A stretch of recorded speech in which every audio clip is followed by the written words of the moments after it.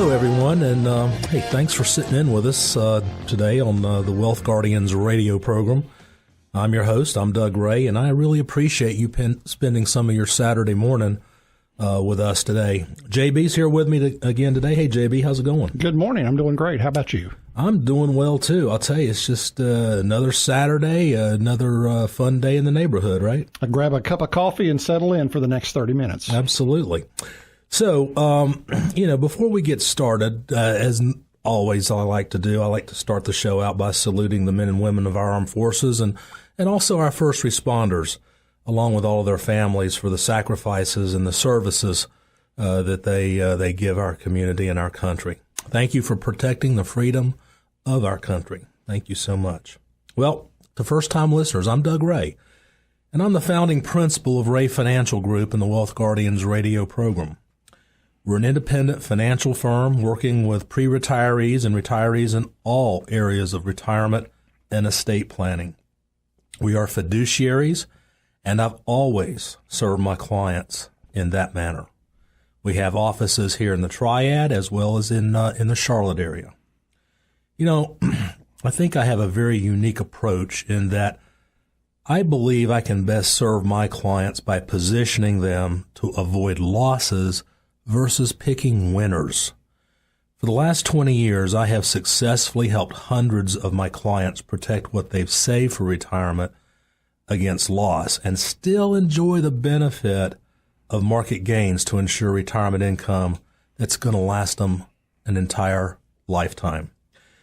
The goal of this show is to educate and inform listeners of up-to-date and relevant, important information in the pre-retirement, the retirement, and the estate planning arena.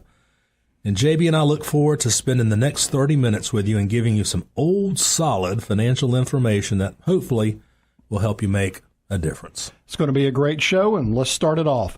You know, Doug, it's our questions and answers show. We have several questions to get to, and I will basically read the questions, and Doug will give you the answers. The first question we have is from an individual, and basically it says, Doug, how will the new tax laws affect me? And will I save taxes? Yeah, good question. The tax code is in place, and a lot of people do have a lot of questions about it. But before I get into that question, I just want to remind you, if you have a question for me, it's easy to have your question aired. All you have to do is email me your question at doug@thewealthguardians.com. Well, as we know, Congress just recently passed the most sweeping overhaul of the U.S. tax code in 30 years. I mean, it's been a major change. Now that it's law, people and businesses everywhere are starting to see the effects. It's caused many questions similar to the one that we just came in. People want to know just exactly how this new tax law will affect them and if this will allow them to have them save some of those tax dollars. So, the answer, first thing you got to understand and realize that this new tax bill is for the year 2018 and for the next several years after that.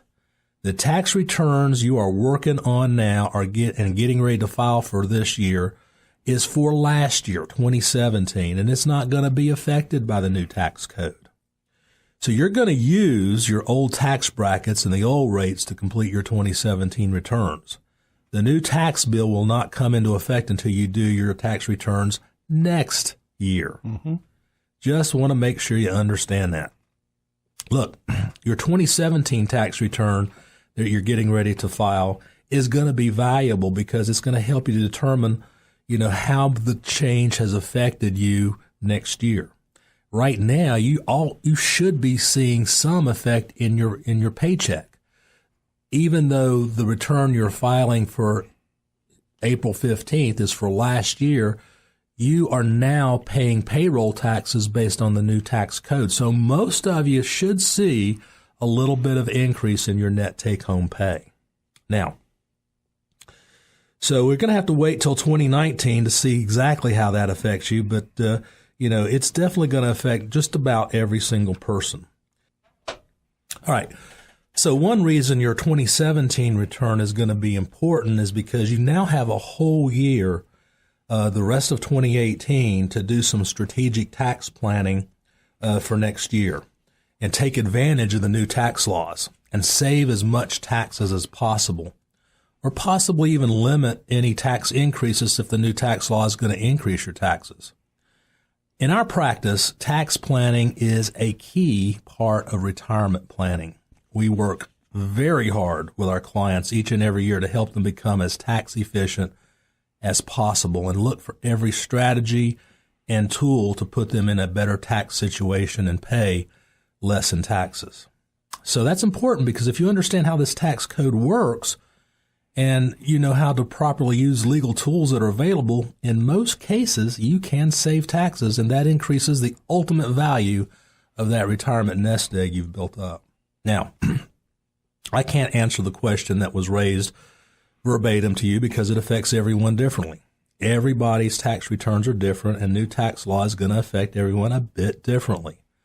There's no way I can tell each listener listening today exactly for sure if it's going to save them taxes, and if so, how much. But by doing a preliminary 2018 return and by getting together with your retirement expert here soon, you'll be able to see how it's going to affect you. This is going to give you some time to make some adjustments to maximize the effectiveness of tax savings or to minimize the cost, depending upon how it's going to affect you personally.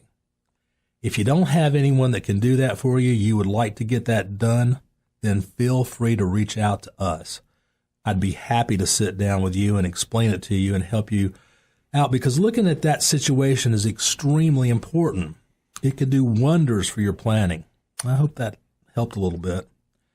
Now, by the way, we're going to get into a lot more about this new tax bill, and I will have some very important information to share with you about why I think it's extremely important to do some planning for the next few years regarding the new budget bill that was just passed. We're going to get into that heavily in the second segment. So make sure you stick around to the end of the show, because I'm going to be sharing some very, very valuable information in the second part of this show. Okay, Doug, we've got another question that we have received. This person writes in and says, "Hello, Doug. I was forced for health reasons to retire at the age of 58 late last year. I had been with the company for 34 years, but then again, I had to retire early. I need to cash in my IRA fund for money to pay for bills and insurance. What is the best way for me to get to this money to avoid having to pay the IRS a 10% penalty before age 59 and a half? Thank you." Yeah, that's a good question, and I'm awful sorry that your health is turned down and you're having to retire early.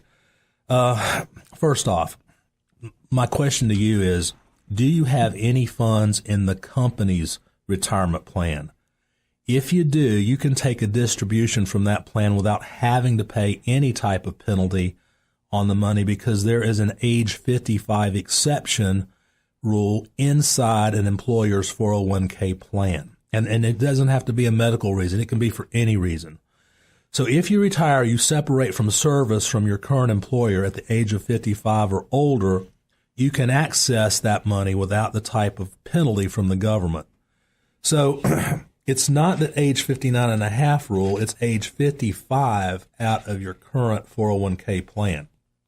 Now, if you have money in your current 401k plan, I would definitely, absolutely leave some money there.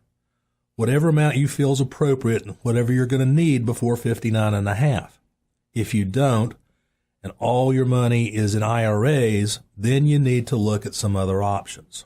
All right, let's look at these other options. Okay. If all you have is IRA money, you'll need to see if any other exceptions apply.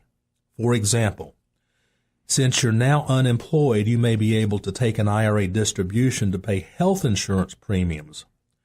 A distribution for this purpose is exempt from that 10% penalty. However, you must receive state and federal unemployment for at least 12 weeks to qualify for that exemption. So there are some caveats here. Also, bear in mind that this exception wouldn't cover any additional distributions to help with the cost of other bills. And secondly, depending upon the amount of your medical expenses, you could qualify for the medical expense exception. However, just like the health insurance exception, this only applies to the amount used for medical expenses. And if you take out additional money to cover other expenses, then you're going to get hit with that 10% early distribution penalty. And if your medical condition is serious enough, you could qualify for a disability exception. However, that definition is extremely stringent and requires you to be unable to engage in gainful employment. If you have Social Security disability award, you could consider using that exception as well. So any distribution from a person considered disabled is exempt from that 10% penalty. And if you don't qualify for any of these exceptions, you could look into setting up what's called a 72T. Now, personally, I despise 72Ts because they're pretty stringent. Once you get into them, you got to be in them for 5 years. You can't change them. If you change them, then it's going to make everything you took out taxable and even hit the early distribution penalty. So in my opinion, a 72T is a last resort option. And if you have more questions about this, I invite you to give us a call at the office at 336-391-3409. We do have experience with some clients who've retired early and are facing the same situation. So, there's ways I think we can help you. So give us a call at 336-391-3409. Now remember, in the second segment coming up, I'm going to get more involved in the tax bill and how that's going to affect you in the future and why I want you to take advantage of it today. So you're listening to the Wealth Guardians radio show right here on 94.5 WPTI. And remember, you can reach us at 336-391-3409 or go to www.thewealthguardians.com. We're going to take a quick break. Make sure you come back because, as Doug said, we have some very important information to share with you right here on 94.5 WPTI about the tax code. So stay tuned. We'll be right back with the Wealth Guardians. Didn't notice what time it was. All I know is that I fell in love with you. Welcome back to the Wealth Guardians radio show here on 94.5 WPTI, where we tell you what you need to hear, not necessarily what you want to hear. Now, we're right in the middle of our questions and answer show for February, where we have been answering some questions regarding the new tax bill. Now, Doug, let's discuss something that's very, very important. And that something very important is alimony. We get an email from a lady here. She said she's been divorced for a while and she receives alimony. Obviously, that alimony is taxable income to her. Now, she heard with the new tax law that alimony will not be taxable anymore. So her question is that true? That is a good question, and I didn't know the answer till her question came in, and I researched it. But holy cow, Batman, yeah, this is another reason not to get a divorce. Right. It used to be if you paid alimony, that was a tax-deductible expense. Right. And taxable to the person receiving the alimony check. But under the new tax code, no, Batman, it's not. You can't write that off anymore, and it's non-taxable income to the person receiving it. Wow. Yeah. It's good information. It is good information, and that was buried somewhere in all those many thousands of pages of the tax code. Right. Well, now we've got another question coming in, Doug, and let's get serious now. It regards the new tax bill. This one says, "Hi, Doug. A fabulous rule in the tax law has to do with NUA, which stands for Net Unrealized Appreciation. Has that been changed, or is it still around?" That's a really good question because a lot of folks here in the area may be able to take part in NUA. Right. A lot of you have company stock in your 401k plans. So just to remind you, what people who don't know what NUA is, it's a special feature of the tax code that basically says employer stock in your 401k, if you handle it properly, you won't be paying ordinary income tax on it. If it's highly appreciated, if it's done properly, then you can pay capital gains tax on it, which depending upon your tax bracket could potentially be zero or a whole lot less than what your income tax rate is. But in order to be able to do that and to take advantage of the law, you have to know what you're doing and you have to handle things exactly right, or you're going to lose that opportunity. It is still on the books, which is really good news. So if you have an employer stock inside a company retirement plan, make sure you talk to a retirement specialist before you do anything with that stock. I have seen so many occasions where people have lost the opportunity because they didn't know this existed. Right. And in fact, a tragic case happened to one of my clients before he was one of my clients years ago, where he had a financial advisor recommend that he sell the stock. It was highly appreciated stock, major Fortune 500 company headquartered here in the Carolinas. And he lost thousands and thousands and thousands of dollars of tax opportunity in that transaction. So please, folks, if you've got your company stock in your 401k and it's appreciated, let's have a conversation. 336-391-3409. Once again, you are listening to the Wealth Guardians. We're right in the middle of our questions and answers show, and now we want to kind of get down to the nitty-gritty. Let's talk some serious, important stuff here now, Doug. All righty. You know, we've really covered some good questions today, especially that one on alimony, which is a big change. Sure. Now I want to get serious. And it's on a topic that's going to affect everybody. Mm-hmm. You need to hear this because there are some moves that I truly feel you're going to need to make in the next few years to protect yourself. As everybody knows, President Trump just recently signed the deal to end another government shutdown and signed in a new spending agreement. What's the problem with this? Well, there's a big problem with it. This deal essentially means trillions of dollars in deficits within a couple of years. You're going to hear the words debt bomb a lot, and that's not good. America has a problem here, and it's called Congress, or the way Congress spends our tax money and the way Congress authorizes the borrowing of money. Look, let me put it to you simple. Okay. Politicians know that spending cuts will not get them reelected. However, they do know that if they throw our money around, then they're going to get reelected. That's true. Nothing makes that point more clearly than the budget deal that was passed last week. Our government's going to spend an extra $320 billion in the next 2 years. Think about that. We're right now overspending currently by about $7 to $8 billion a year. And this budget deal will mean over $1 trillion of overspending will be happening very soon. Throw in the tax cuts that just happened, wage increases, infrastructure planning, and we're throwing a lot of money at an already growing economy. It's a spending bonanza. The debt is going to skyrocket. There is no plan right now to reform Medicare or Social Security. Currently, both of those programs are pumping out more money than they're putting in. And as a nation, we are overspending to the tune of almost $3 billion a day, every single day. So we're looking at an astronomical debt as far as we can see. You know, JB, I started this show a little over 10 years ago. Right. And I remember having this conversation early on in that show, and I had introduced the listeners to the debt clock. You can look at it at usdebtclock.org. And I remember very clearly back then, it was $10 trillion. Mm-hmm. And now it's well over $20 trillion. And I mentioned a moment ago Medicare and Social Security. They haven't got any plans to reform it.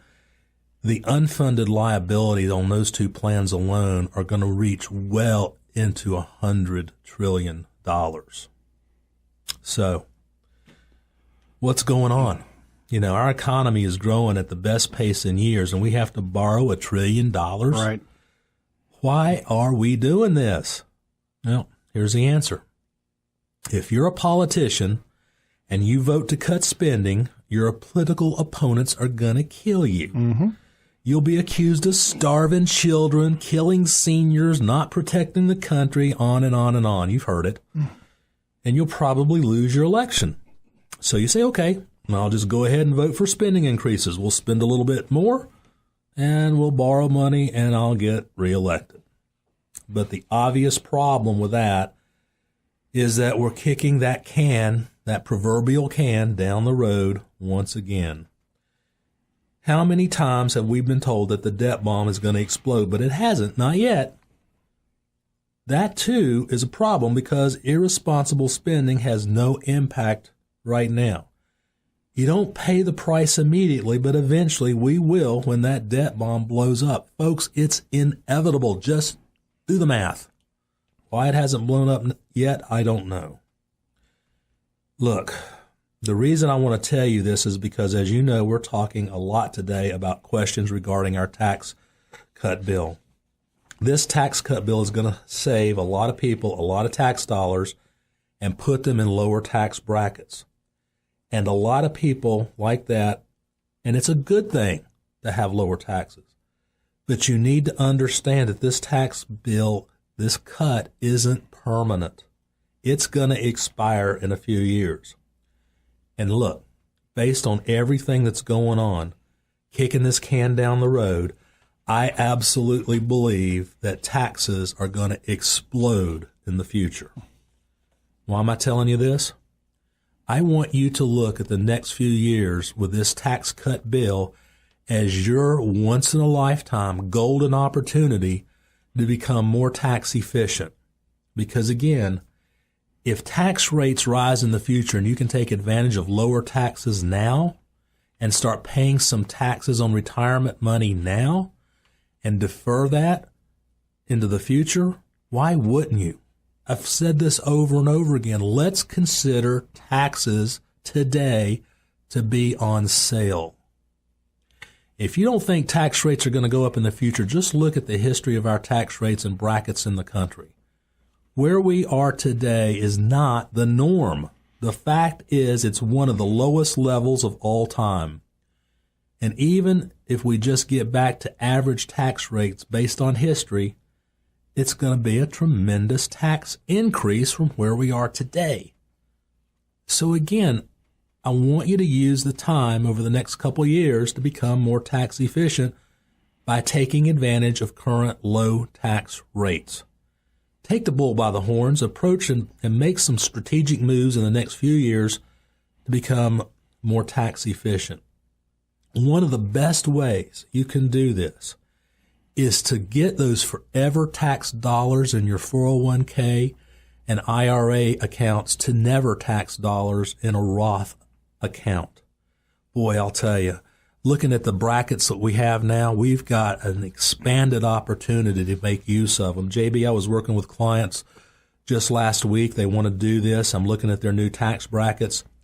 They've got an extra $50,000 of income before they get into the next bracket compared to where the rates were just last year. That's $50,000 of conversion from an IRA to a Roth that we can get converted at basically a 12% tax rate.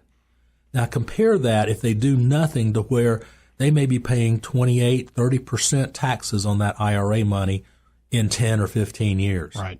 Why would you not take advantage of this? We call it a bracket bump technique. I am going to focus this year with all my clients of taking advantage of converting monies to Roth. I know nobody likes to pay taxes now, but again, let's consider these tax rates that we have today a bargain, because folks, they are, compared to where I think they're going in the future. If you want to learn more about converting your IRAs to Roth, give us a call at the office. The number is 336-391-3409. I'll be glad to do this planning for you. I won't charge you a dime for it. I think it's that important for you to take advantage of this opportunity. All right, thanks for listening, and I sure hope you've learned something today. I'd like again to invite you to the office for a no-cost, no-obligation review of your current situation. You can easily schedule an appointment by calling 336-391-3409 or go online at thewealthguardians.com. Before I go, I want to ask you this. If what you thought to be true about money was not, how soon would you want to know? Over the years, I've seen time and time again that most folks will be fine in retirement without hitting that proverbial home run if they just protect themselves against market losses. Protecting your retirement against market loss is my unique approach, and I've helped hundreds of families in the Triad create lifetime income and truly enjoy their retirement. I hope you have a terrific weekend.